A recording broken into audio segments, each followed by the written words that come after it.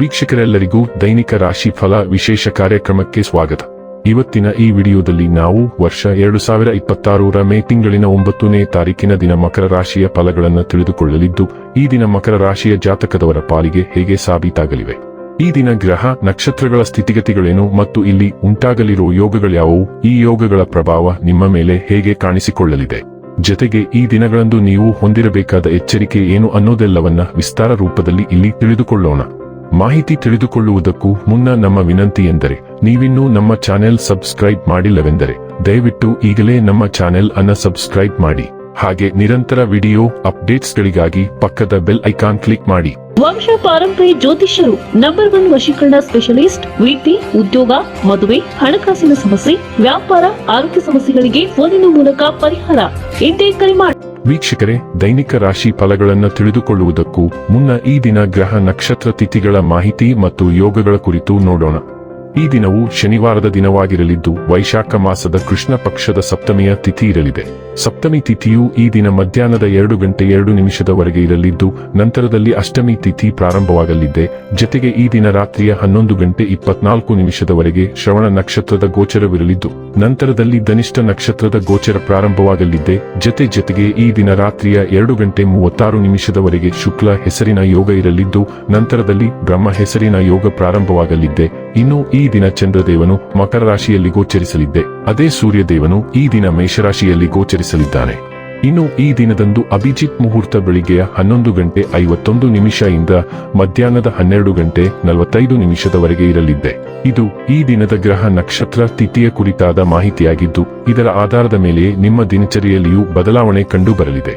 ಇನ್ನು ಈಗ ಈ ದಿನದ ಮಕರ ರಾಶಿಯ ಫಲಗಳ ಕುರಿತು ನೋಡುವುದಾದರೆ, ನೀವು ಆರೋಗ್ಯ ಸಮಸ್ಯೆಯಿಂದಾಗಿ ಒಂದು ಪ್ರಮುಖ ಕೆಲಸಕ್ಕೆ ಹೋಗಲು ಸಾಧ್ಯವಾಗದಿರುವುದರಿಂದ ಕೆಲವು ಹಿನ್ನಡೆ ಎದುರಿಸುವ ಸಾಧ್ಯತೆ ಇದೆ.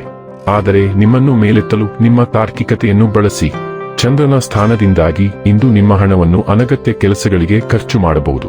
ನೀವು ಹಣವನ್ನು ಸಂಗ್ರಹಿಸಲು ಬಯಸಿದರೆ ನಿಮ್ಮ ಸಂಗಾತಿಯೊಂದಿಗೆ ಅಥವಾ ಪೋಷಕರೊಂದಿಗೆ ಮಾತನಾಡಿ.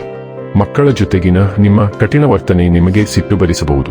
ಇದು ನಿಮ್ಮ ನಡುವೆ ಕೇವಲ ಒಂದು ತಡೆಗೋಡೆಯನ್ನು ಮಾತ್ರ ಸೃಷ್ಟಿಸುವುದರಿಂದ ನೀವು ನಿಮ್ಮ ಮೇಲೆ ನಿಯಂತ್ರಣ ಹೊಂದಿರಬೇಕು.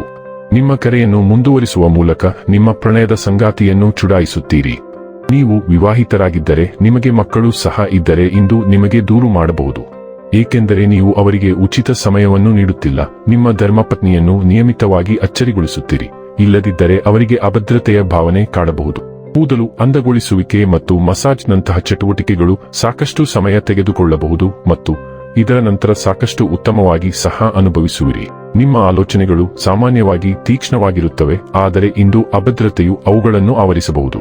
ಯಾವಾಗಲೂ ಹಾಗೆ ವಿರೋಧಿಸುವ ಬದಲು ಹರಿವಿನೊಂದಿಗೆ ಹೋಗಲು ಪ್ರಯತ್ನಿಸಿ. ಅನುಭವವು ನಿಮಗೆ ಹೆಚ್ಚು ಯೋಗ್ಯವಾದ ಪಾಠಗಳನ್ನು ಕಲಿಸುತ್ತದೆ. ಅದು ನಿಮ್ಮ ಅಹಂಕಾರದ ತೃಪ್ತಿಯಿಂದ ಎಂದಿಗೂ ಸಾಧ್ಯವಿಲ್ಲ. ನಂತರ ನೀವು ನಿರಾಳವಾಗಿರುತ್ತೀರಿ ಮತ್ತು ಆತ್ಮವಿಶ್ವಾಸದಿಂದ ತುಂಬಿರುತ್ತೀರಿ. ಆರೋಗ್ಯ ಮತ್ತು ಸ್ವಾಸ್ಥ್ಯ ಬಗ್ಗೆ ತಿಳಿದುಕೊಳ್ಳೋಣ. ನೀವು ಇಂದು ಉತ್ಸಾಹಭರಿತ ಮತ್ತು ಕ್ರಿಯಾಶೀಲ ಮನಸ್ಥಿತಿಯಲ್ಲಿದ್ದೀರಿ. ಇತ್ತೀಚಿನ ದಿನಗಳಲ್ಲಿ ನೀವು ಸಣ್ಣ ಪುಟ್ಟ ನೋವುಗಳಿಂದ ಬಳಲುತ್ತಿದ್ದೀರಿ ಮತ್ತು ಇದು ನಿಮ್ಮನ್ನು ಚಿತ್ತಸ್ಥಿತಿ ಮತ್ತು ಕಿರಿಕಿರಿ ಉಂಟುಮಾಡಿರಬಹುದು. ಇಂದು ನೀವು ಸಕಾರಾತ್ಮಕ ಶಕ್ತಿಯ ಉಲ್ಬಣವನ್ನು ಅನುಭವಿಸುತ್ತೀರಿ ಮತ್ತು ನಿಮ್ಮ ಎಲ್ಲಾ ಕೆಟ್ಟ ಬಳಕೆಯ ಭಾವನೆಗಳನ್ನು ಅಲ್ಲಾಡಿಸುತ್ತೀರಿ.